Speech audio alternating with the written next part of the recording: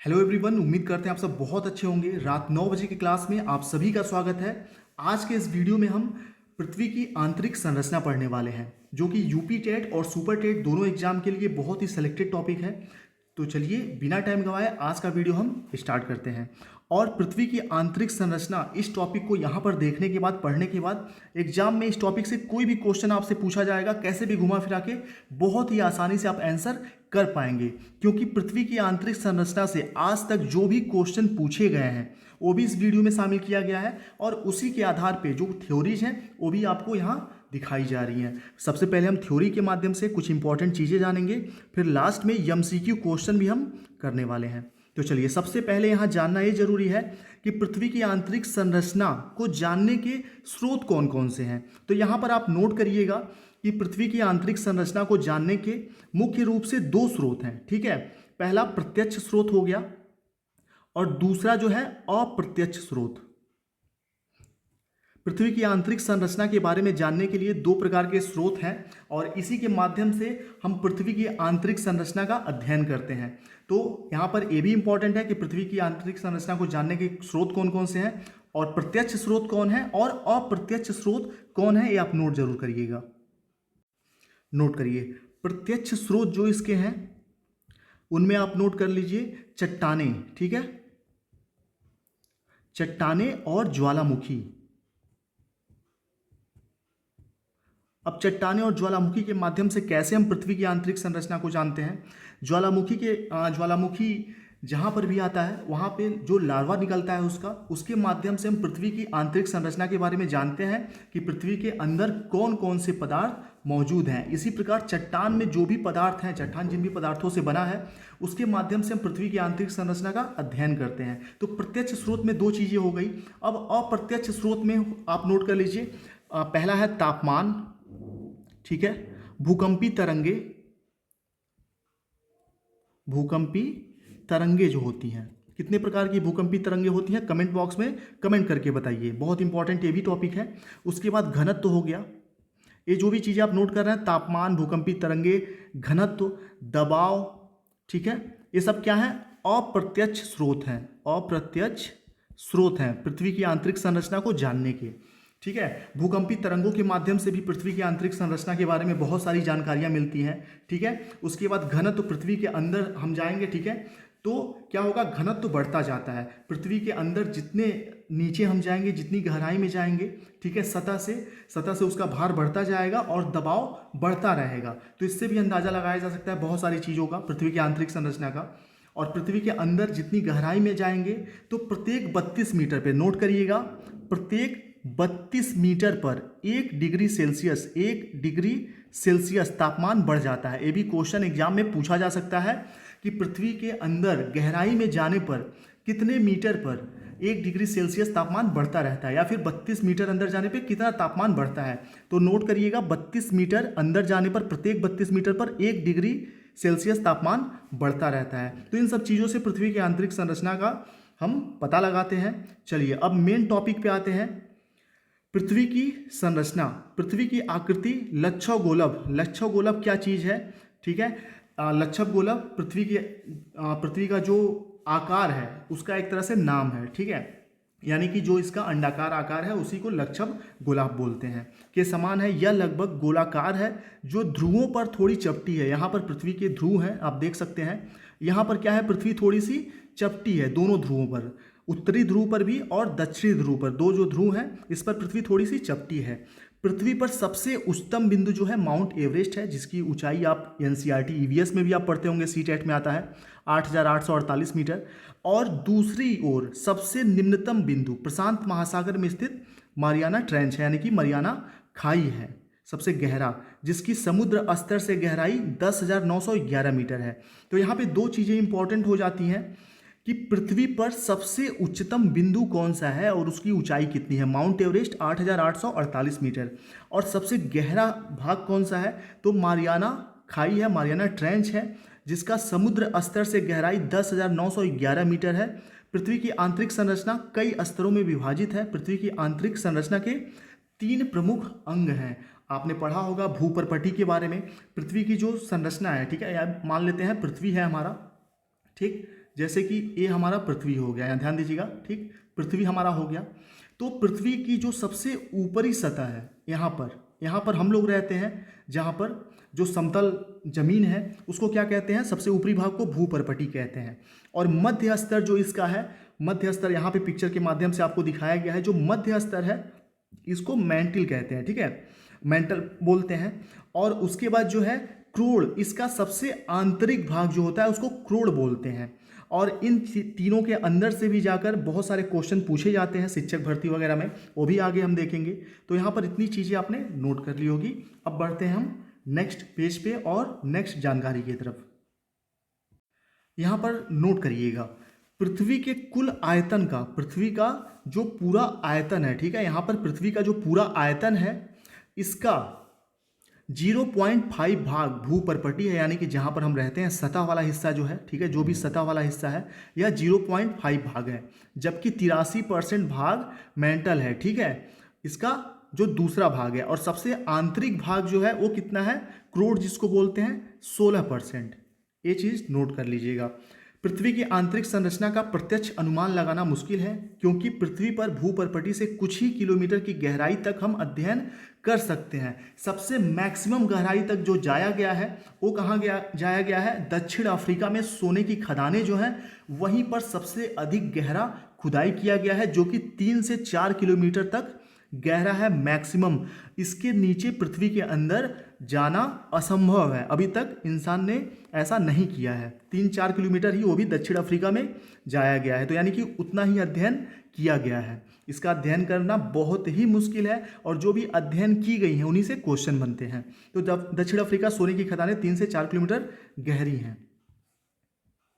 देखिए, वैसे कोई भी टॉपिक, जो भी जीके का टॉपिक है, नदियाँ, समुद्र, पर्वत, पहाड़, ठीक है, पृथ्वी की आंतरिक संरचना, ये जो भी टॉपिक हैं तो बहुत बड़े, लेकिन हम शिक्षक भर्ती या फिर किसी ग्रेजुएशन लेवल, 12th लेवल के एग्जाम की तैयारी कर रहे हैं, सामान्य स्तर की जो नौकरियां हैं, भर्तियां हैं, तो उसमें जो भी चीज़ें इंपॉर्टेंट हैं यहाँ पे आपको बताई जा रही हैं। बहुत डीप में शिक्षक भर्ती में जितना डीप में पूछा जाएगा उतना ही आपको पढ़ना चाहिए, ताकि आपका समय बचे, कम समय में ज़्यादा चीज़ें आप पढ़ पाएँ। अब यहाँ पर ध्यान दीजिएगा, आर्कटिक महासागर में कोला क्षेत्र, ठीक है, में 12 किलोमीटर की गहराई तक प्रवेदन ड्रिल, यानी कि ड्रिल किया गया।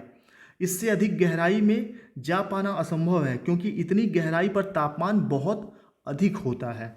इसलिए यह संभव नहीं है कि कोई पृथ्वी के केंद्र तक पहुंचकर उसका निरीक्षण कर सके। यानी कि जो पृथ्वी का केंद्र बिंदु है, सबसे आंतरिक हिस्सा है क्रोड़, वहां तक पहुंचना बहुत ही ज़्यादा मुश्किल है। फिर भी यह आश्चर्य से कम नहीं है कि ऐसी परिस्थितियों में भी हमारे वैज्ञानिक हमें यह बताने में सक्षम हुए हैं कि भूगर्भ की संरचना कैसी है और कितनी गहराई पर किस प्रकार के पदार्थ पाए जाते हैं। और ये सब जानकारी कैसे मिली है, जो ज्वालामुखी आता है, ठीक है, भूकंपी तरंगे होती हैं, उसके बाद और भी जो चीज़ें अप्रत्यक्ष चीज़ें मैंने बताई, उसके माध्यम से वैज्ञानिकों ने सारी चीज़ें एक्सप्लेन की हुई हैं। ऐसे में भूगर्भ वैज्ञानिक कुछ अप्रत्यक्ष प्रमाणों के सहारे पृथ्वी की आंतरिक संरचना के बारे में जान पाए हैं। और ये अप्रत्यक्ष प्रमाण कौन कौन से हैं? घनत्व, दबाव, तापमान, उल्कापात और भूकंपी विज्ञान। विद्वानों ने इन्हीं प्रमाणों के आधार पर पृथ्वी की आंतरिक संरचना के बारे में भिन्न भिन्न प्रकार के मत दिए हैं। ठीक, अब आगे बढ़ेंगे। यहाँ पर भूकंप से रिलेटेड पृथ्वी की आंतरिक संरचना जो टॉपिक है, उसके अंदर भूकंप टॉपिक से भी बहुत सारे क्वेश्चन पूछे जाते हैं। और कौन कौन सी कितने प्रकार की तरंगे हैं, तो आप यहाँ देख सकते हैं। इंपॉर्टेंट जो तरंगे हैं पृथ्वी की आंतरिक संरचना जानने के लिए, पी और एस हैं, 2 प्रकार की हैं। ठीक, और हाँ, पृथ्वी की क्वेश्चन आ सकता है कि पृथ्वी की आंतरिक संरचना का सबसे महत्वपूर्ण स्रोत कौन सा है? तो भूकंप विज्ञान को सबसे इंपॉर्टेंट स्रोत माना गया है पृथ्वी की आंतरिक संरचना के अध्ययन के लिए। इसके अंतर्गत भूकंपी तरंगों के सिस्मोग्राफ, भूकंपी तरंगे कैसे मापी जाती हैं, ये भी क्वेश्चन बनता है। तो सिस्मोग्राफ से, भूकंपी तरंगे सिस्मोग्राफ से मापी जाती हैं, द्वारा मापन किया जाता है। पृथ्वी के अंदर वह स्थान जहां भूकंप की उत्पत्ति होती है उसे भूकंप केंद्र यानी कि फोकस बिंदु बोलते हैं। और भूपृष्ठ के ठीक ऊपर का भाग जहां भूकंपी तरंगे सबसे पहले अनुभव किया जाता है उसे भूकंप अधिकेंद्र कहा जाता है। भूकंप के दौरान पृथ्वी में मुख्यतः 3 प्रकार की तरंगे उत्पन्न होती हैं। ठीक है, धरातली, यस तरंगे और पी तरंगे, ध्यान रखिएगा। अब जो तीनों तरंगे हैं उसके बारे में थोड़ी थोड़ी जानकारी आपको होनी चाहिए, जो यहाँ पे है। प्राथमिक अथवा अनुदैर्घ्य तरंग, जिसको पी तरंग कहते हैं, ठीक है, के नाम से प्रचलित है। पी तरंगों का संचरण वेग सबसे अधिक होता है, यानी कि पी जो तरंगे हैं उनका वेग, संचरण वेग सबसे तीव्र होता है। ये पृथ्वी के अंदर भूकंप केंद्र से प्रारंभ होकर पृथ्वी के ठोस, तरल और गैसीय सभी प्रकार के क्षेत्रों को पार करती हुई भूपृष्ठ के ऊपर अन्य किसी भी तरंग से पहले पहुंचती हैं। यानी कि क्वेश्चन यहाँ पे ये बनेगा कि सबसे फास्ट, ठीक है, या सबसे तीव्र वेग से कौन सी तरंगे चलती हैं। ठीक, तो प्राथमिक तरंगे या अनुदैर्ध्य तरंगे या पी तरंगे, तीनों एक ही बात है। अगला जो है द्वितीयक अथवा अनुप्रस्थ तरंगे, इसको एस तरंग भी बोलते हैं। एस तरंग का संचरण वेग अपेक्षाकृत पी से की तुलना में थोड़ा कम होता है। एस तरंग सिर्फ ठोस माध्यम से होकर गुजर सकती है। ये तरंगे तरल भाग में विलुप्त हो जाती हैं तथा पी तरंगों की अपेक्षा कुछ देर से पहुंचती हैं। ठीक, तो ध्यान रखिएगा, क्वेश्चन यहाँ पर बन सकता है कि तरल भाग से कौन सा तरंग नहीं गुजर सकता। तो जो पी एस तरंगे हैं तरल भाग से गुजर नहीं सकती। बाकी जो पी तरंगे हैं, पहला अनुदैर्ध्य तरंग, ये ठोस, तरल, ठीक है, गैस सभी प्रकार के क्षेत्रों को पार कर सकती हैं, ये ध्यान रखिएगा आप। तृतीयक अथवा धरातली जो तरंगे, जिसको एल तरंग के नाम से भी जाना जाता है, एल तरंगों का संचरण वेग पी और एस से कम होता है। ये भूकंप अधिकेंद्र से उत्पन्न होकर धीरे धीरे आगे बढ़ती हैं और धरातल पर सीमित रहती हैं। यानी कि सबसे तीव्र जो है ये है पी तरंगे, उसके बाद एस तरंगे और उसके बाद एल तरंगे यानी कि धरातली तरंगे। ठीक, यहाँ पर जो भूकंप से इंपॉर्टेंट चीज़ें थी आप जान चुके हैं। इसके बाद अभी जब हम एमसीक्यू क्वेश्चन करेंगे इसके बाद, तो इस टॉपिक से रिलेटेड बहुत सारे बहुविकल्पी प्रश्न हैं, उससे भी बहुत सारी तैयारी आपकी हो जाएगी। अब जैसा कि हमने शुरू में ही पढ़ा था कि भूकंपी तरंगों के माध्यम से पृथ्वी की आंतरिक संरचना की जानकारी मिलती है, तो कैसी जानकारी मिलती है, क्या जानकारी मिलती है, वो आप देख लीजिए। भूपृष्ठ विषम चट्टानों से बनी है। ठीक, भूपृष्ठ जो है विषम चट्टानों से बनी है। भूपृष्ठ के नीचे लगभग 2900 किलोमीटर की गहराई तक उपस्थित पदार्थ एक जैसे हैं। लगभग 3500 किलोमीटर अर्धव्यास वाले केंद्रीय पिंड कोर का निर्माण भूपृष्ठ से एकदम अलग है। उसके बाद अगला जो जानकारी मिलता है भूकंपी तरंगों से पृथ्वी के बारे में, केंद्रीय भाग का ऊपरी हिस्सा तरल अवस्था में है, परंतु इसके और भूपृष्ठ के बीच का भाग न तो पूरी तरह तरल है न ही पूरी तरह ठोस।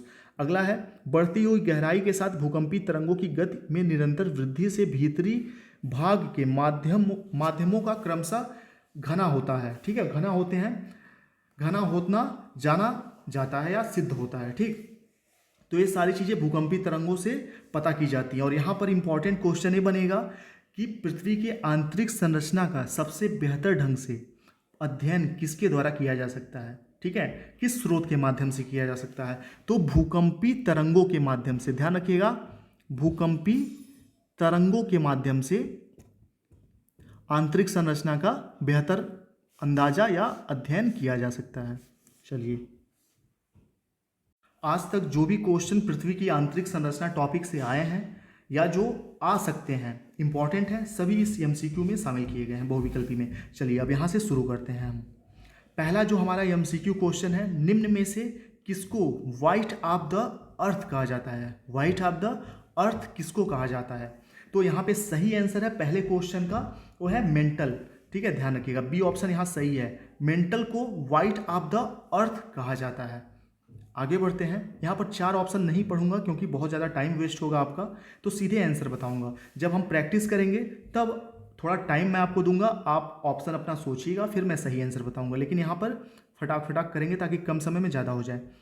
और हाँ, सुपर टेट के अगर नोट्स चाहिए तो उसका डिटेल अभी थोड़ी देर बाद या वीडियो के सबसे आखिरी में बताया गया है, आप वहाँ जाकर देख पाएंगे। मेंटल में निम्नलिखित में से किन तत्वों की प्रधानता होती है। मेंटल में निम्नलिखित में से किन तत्वों की प्रधानता होती है, तो क्वेश्चन नंबर 2 का सही आंसर हो जाएगा सी, सिलिका और मैग्नीशियम। यहाँ पर ध्यान दीजिएगा, जो कठिन स्तर के प्रश्न हैं, 10वीं स्तर तक के प्रश्न हैं या 12वीं स्तर के प्रश्न हैं इस टॉपिक से, वो यहाँ पर शामिल किए गए हैं, क्योंकि सुपर टेट वगैरह में, शिक्षक भर्ती में, यूपी टेट में इसी स्तर के प्रश्न पूछे जाएंगे। मेंटल में निम्नलिखित में से किन तत्वों की प्रधानता है, तो सिलिका और मैग्नीशियम। नोट भी करते चलेंगे तो ज़्यादा बेहतर होगा। ये सभी चीज़ें आपको फ्री में प्रोवाइड की जा रही हैं। बाकी आप देखते होंगे ये सारी चीज़ें पेड क्लास के माध्यम से पढ़ाई जाती हैं, तो फ्री है तो इसका पूरा भरपूर यूज करिए आप लोग।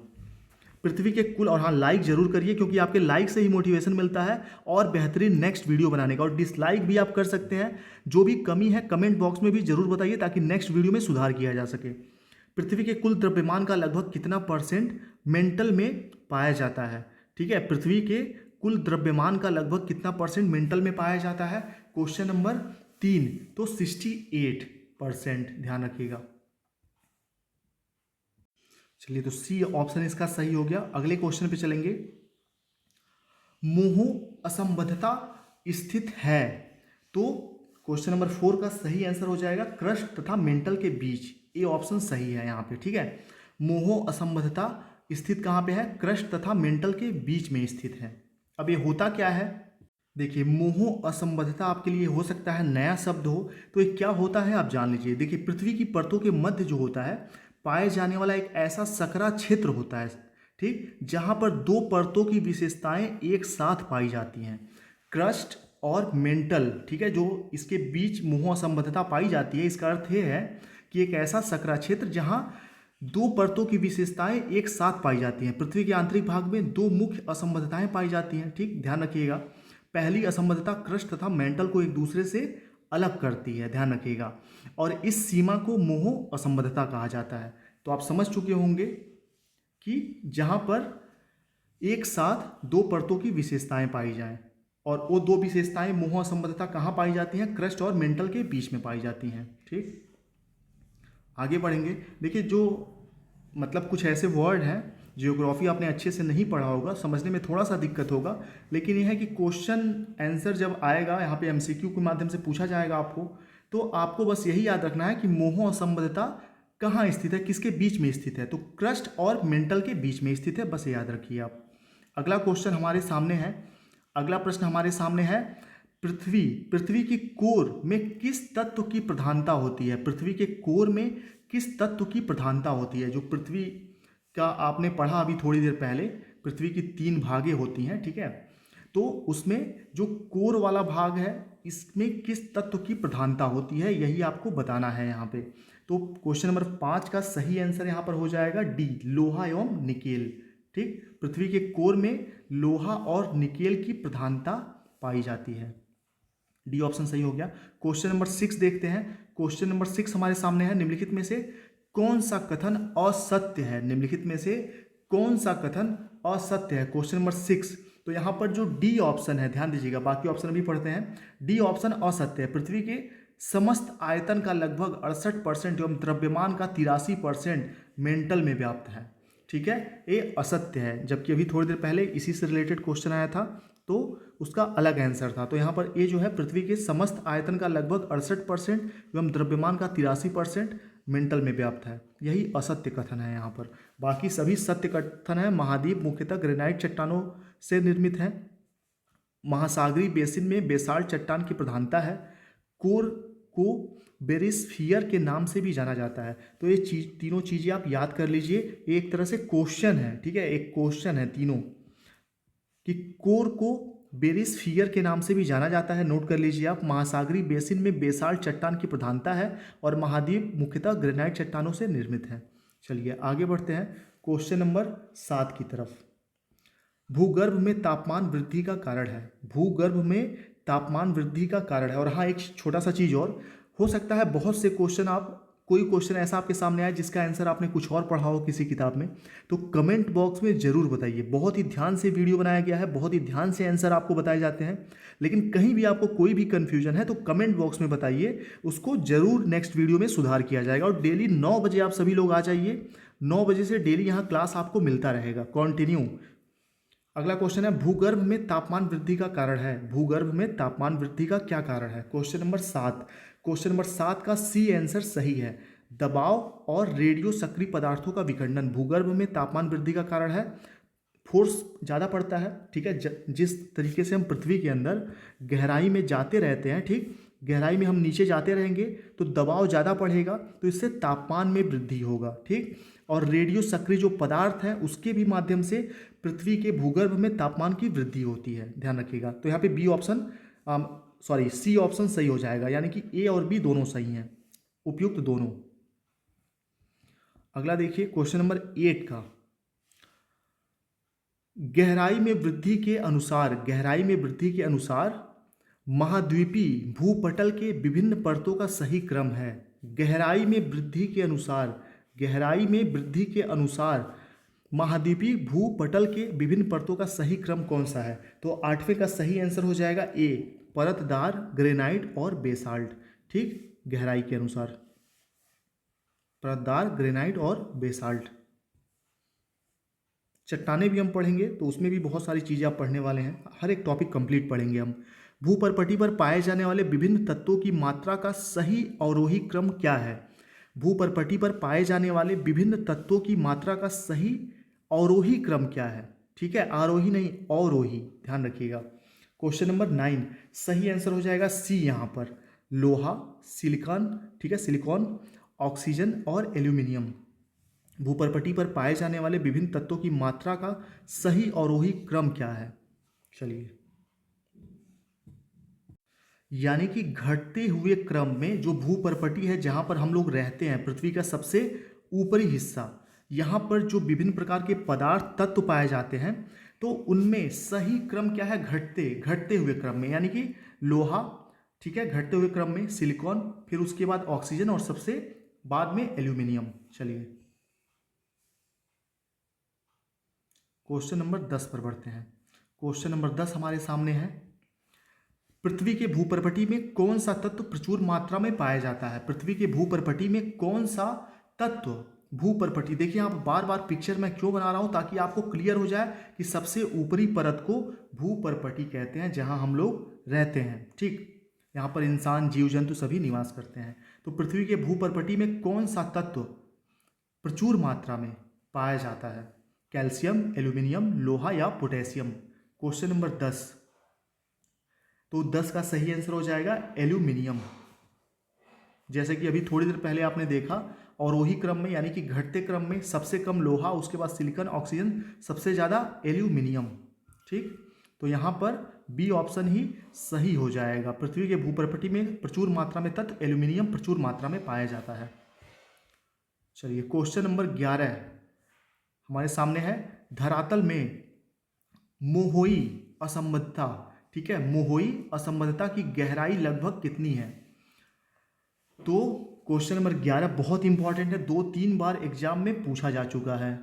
ठीक, तो धरातल से मोही असंबद्धता की गहराई लगभग कितनी है? 11वें का सही आंसर हो जाएगा 30 किमी, 30 किलोमीटर, यानी कि ए ऑप्शन सही है। अगला क्वेश्चन 12वां क्वेश्चन हमारे सामने है, पृथ्वी ग्रह की संरचना में प्रावर, ठीक है, मेंटल के नीचे क्रोड़ निम्नलिखित में से किस से बना है? किस एक से बना है? बहुत ही अच्छा क्वेश्चन है। पृथ्वी ग्रह की संरचना में जो मेंटल के नीचे क्रोड़ है, निम्नलिखित में से किस एक तत्व से बना है? तो एल्यूमिनियम, क्रोमियम, लौह या सिलिकॉन। क्वेश्चन नंबर 12 का सही आंसर हो जाएगा लोहा। क्वेश्चन नंबर 13 देखते हैं, वलन क्रिया किसका परिणाम है? वलन क्रिया किसका परिणाम है? तो 13 का सही आंसर हो जाएगा पर्वत निर्माण का, ठीक है, पर्वत निर्माणकारी बल। वलन क्रिया किसका परिणाम है? पर्वत निर्माणकारी बल। यहां पर जो वलन शब्द है, इसका अर्थ आप जान लीजिए मुड़ना, ठीक है, फोल्डिंग, जिसको हम फोल्ड करना बोलते हैं, तो वलन का अर्थ वही होता है। वलन क्रिया किसका परिणाम है? पर्वतीय निर्माणकारी बल का। ठीक, अगला देखते हैं। अगला प्रश्न हमारे सामने है 14, मिश्रित धातुओं और सिलिकेंटों से बनी धरती की परत कहलाती है? तो क्वेश्चन नंबर 14 का सही आंसर हो जाएगा, ठीक है, Cl, ए ऑप्शन सही है। मिश्रित धातुओं और सिलिकेंटों से बनी धरती की परत कहलाती है, Cl कहलाती है। देखिए यहाँ पर बहुत सारे ऐसे शब्द हैं, फिर मैं रिपीट कर रहा हूँ, जो कि आपके लिए नए होंगे अगर आपने जियोग्राफी नहीं पढ़ा है तो डीप में। तो बहुत डीप में पढ़ने की ज़रूरत नहीं है, क्योंकि जो भी क्वेश्चन यहाँ शामिल किए गए हैं बहुत ही सिलेक्टेड हैं और बेसिक चीज़ें आपको शुरू में ही बता दी गई हैं, जो पृथ्वी की आंतरिक संरचना के बेसिक चीज़ें हैं। तो यहाँ पर जो क्वेश्चन जैसे हैं ये सभी एग्जाम में, मैक्सिमम एग्जाम में कई बार पूछे जा चुके हैं। तो आपको ऐसे ही याद रखना है, नोट कर लीजिए इसको, ठीक है, या वीडियो को डाउनलोड कर सकते हैं, या इसको लाइक भी, वीडियो को आप करते हैं ना तो लाइक वाले, आपका जो लाइक वाला फोल्डर होता है उसमें सारे वीडियो सेव हो जाते हैं। तो जैसे भी हो फ्यूचर में आप देख सकते हैं, इसको नोट कर लेंगे तो और बेहतर है। तो इसको ऐसे ही नोट कर लिया करिए। जब भी क्वेश्चन आएगा मिश्रित धातुओं और सिलिकेंटों से बनी धरती की परत जो होती है उसको क्या कहते हैं, सीएल कहते हैं, ध्यान रखिएगा। और जो हमने धरती की 3 परतें पढ़ी हैं, इन तीनों के और भी भाग होते हैं जो कि बहुत डीप में पढ़ने पर आप वो चीज़ें देखेंगे, आगे क्वेश्चन में मिल जाएंगे वो चीज़ें आपको। अगला प्रश्न है 15वां हमारे सामने, पृथ्वी की आंतरिक संरचना के संबंध में सर्वाधिक महत्वपूर्ण जानकारी का स्रोत क्या है। पृथ्वी की आंतरिक संरचना के संबंध में सर्वाधिक महत्वपूर्ण जानकारी का जो स्रोत है, जैसा कि पहले भी मैंने आपको बताया, भूकंपी विज्ञान, भूकंपी तरंगे जो होती हैं पृथ्वी की आंतरिक संरचना के संबंध में सर्वाधिक महत्वपूर्ण जानकारी प्रदान करती हैं। चलिए क्वेश्चन